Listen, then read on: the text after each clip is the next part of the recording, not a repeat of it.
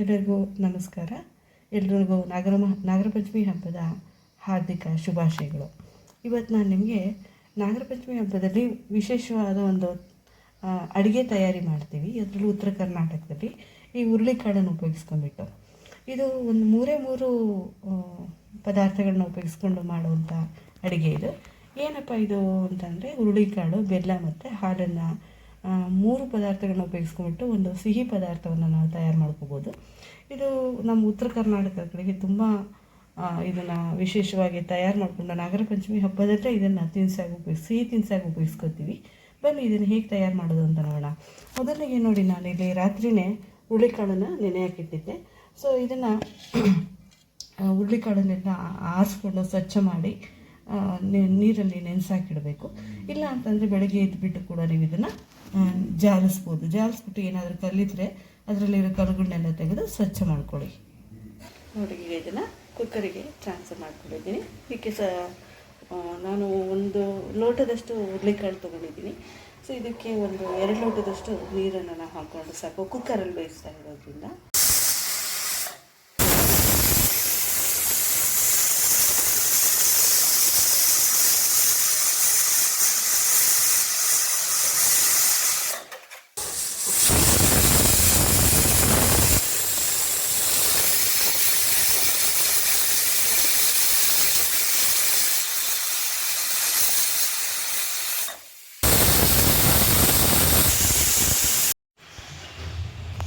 ಈಗ ನೋಡಿ, ನಾನಿಲ್ಲಿ 1.5 ಕುಡಿಕೆ ಬೆಲ್ಲ ತೊಗೊಂಡಿದ್ದೀನಿ. ಇದು ಕುಡಿಕೆ ಬೆಲ್ಲ. ನೀವು ಅಚ್ಚ ಬೆಲ್ಲ ಬೇಕಾದರೂ ತೊಗೋಬೋದು. ಈ ಕುಡಿಕೆ ಬೆಲ್ಲನ ನಾನು ಇವಾಗ ಕೊಟ್ಬಿಟ್ಟು ಸ್ವಲ್ಪ ಸಣ್ಣದಾಗಿ ಹುಡಿ ಮಾಡಿಟ್ಕೊಂಡು ಅದನ್ನು ಪಾಕ ರೆಡಿ ಮಾಡ್ಕೊತೀನಿ.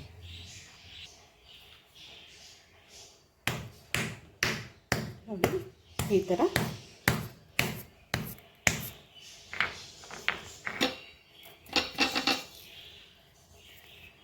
ಸ್ವಲ್ಪ ಕುಟ್ಟಿದರೆ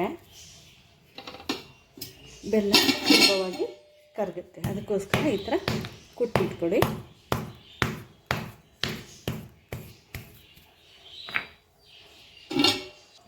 ಈಗ ಈ ಹುಡಿ ಸ್ವಲ್ಪ ಪುಡಿ ಮಾಡ್ಕೊಳ್ಳಿ. ಪೂರ್ತಿ ಏನು ಸಣ್ಣ ಹುಡಿ ಮಾಡಿಲ್ಲ, ಸ್ವಲ್ಪ ಪುಡಿ ಮಾಡಿರೋಂಥ ಈ ಬೆಲ್ಲನ ಈ ಪಾತ್ರೆ ಹಾಕ್ಕೊಳ್ಳಿ.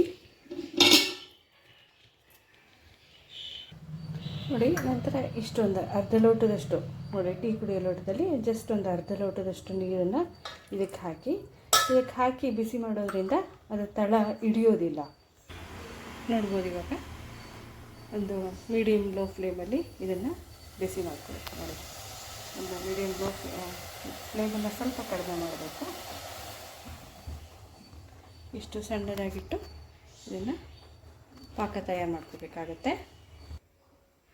ನೋಡಿ, ಆಗಲೇ ಹುರುಳಿಕಾಳು ಬೇಯಿಸಿದ್ದಲ್ಲ, ಅದನ್ನು ಹುರುಳಿಕಾಳು ಒಂದು ಕಡೆ ಹಾಕ್ಕೊಂಡಿದ್ದೀನಿ. ನೋಡಿ ಹೇಗೆ ಬೆಂದಿದೆ ಅಂತ ಒಂದು ಸಲ ತೋರಿಸ್ತೀನಿ ನಿಮಗೆ. ನೋಡಿ, ಈ ಥರ ಬೇಯಬೇಕು. ಈ ಥರ ಬೆಂದರೆ ಸೊ ನಮಗೆ ಸುಲಭವಾಗಿ ಅದನ್ನು ತಿನ್ನಲಿಕ್ಕೆ ಈಸಿ ಆಗುತ್ತೆ. ತುಂಬ ಗಟ್ಟಿ ಇದ್ದರೂ ಕೂಡ ಸರಿ ಅನಿಸಲ್ಲ, ತುಂಬ ಮೆತ್ತಗಾದರೂ ಕೂಡ ಸರಿ ಆಗೋಲ್ಲ. ಸೊ ಈ ರೀತಿ ನೋಡಿ, ಒಂದು ಮರಳಾಗಿ ಬೇಯಬೇಕು. ಹಾಗೆ ಅದರಿಂದ ಬಂದಿರೋ ಕಟ್ಟನ್ನು ನಾನು ಎತ್ತಿಟ್ಕೊಂಡಿದ್ದೀನಿ. ಅದನ್ನು ಸಾಂಬಾರು ತಯಾರು ಮಾಡಲಿಕ್ಕೆ ನೀವು ಉಪಯೋಗಿಸ್ಕೋಬೋದು. ನೋಡಿದ್ರಲ್ಲ ಹುರುಳಿಕಾಳು ಹೇಗೆ ಬೆಂದಿದೆ ಅಂತ.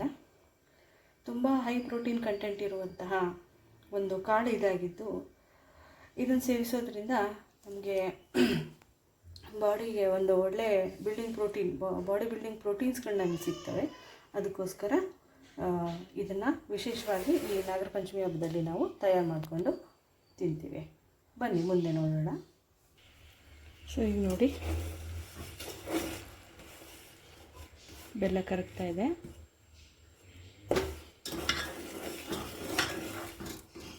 ಸ್ವಲ್ಪ ನೀರು ಸ್ಟಾರ್ಟಿಂಗಲ್ಲಿ ಸ್ವಲ್ಪ ನೀರು ಹಾಕಿದ್ರಿಂದ ತಳ ಹಿಡಿಯೋದಿಲ್ಲ. ಸೊ ಸಣ್ಣ ಉರುಳಿಯಿಂದ ಬೆಲ್ಲನ ಕರಗಿಸ್ತಾ ಇರಿ. ನೋಡಿ, ಬೆಲ್ಲ ಪೂರ್ತಿ ಕರಗಿದೆ. ಒಂದು 2 ನಿಮಿಷ ಕುದೀಲಿ ಈ ಥರ. ಸೊ 1-2 ನಿಮಿಷ ಕುದ್ಮೇಲೆ ಬಿಸಿ ಇರುವಾಗಲೇ ಇದನ್ನು ಒಂದು ಫಿಲ್ಟ್ರ್ ಮೂಲಕ ಇದನ್ನು ಶೋಧಿಸ್ಕೊಳ್ಳಿ. ನೋಡಿ, ಶೋಧಿಸ್ತಾ ಇದ್ದೀನಿ.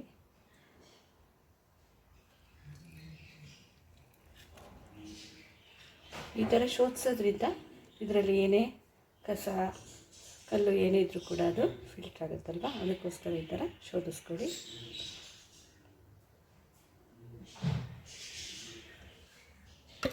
ಈ ಥರ ಶೋಧಿಸ್ಕೋಬೇಕು.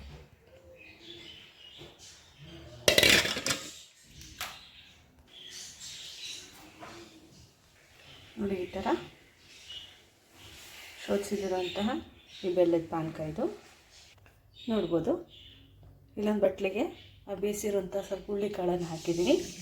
ನಂತರ ಇದಕ್ಕೆ ನಿಮಗೆ ಯಾವ ರೀತಿ ಸಿಹಿ ಬೇಕೋ ಆ ರೀತಿ ಈ ಕಾಯಿಸಿರುವಂತಹ ಈ ಬೆಲ್ಲ ಪಾನಕ ಏನಿದೆ ಅದನ್ನು ಹಾಕ್ಕೊಳ್ಳಿ. ಸೊ ನಿಮಗೆ ಎಷ್ಟು ಬೇಕೋ ಬೆಲ್ಲ ಸಿಹಿ ಎಷ್ಟು ಬೇಕೋ ಅಷ್ಟು. ಜಾಸ್ತಿ ಸಿಹಿ ಇದ್ದರೆ ತುಂಬ ಟೇಸ್ಟ್ ಕೂಡ ಇರುತ್ತೆ.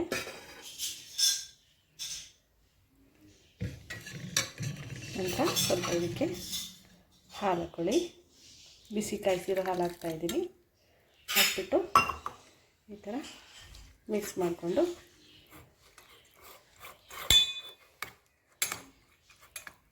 ನೋಡಿ,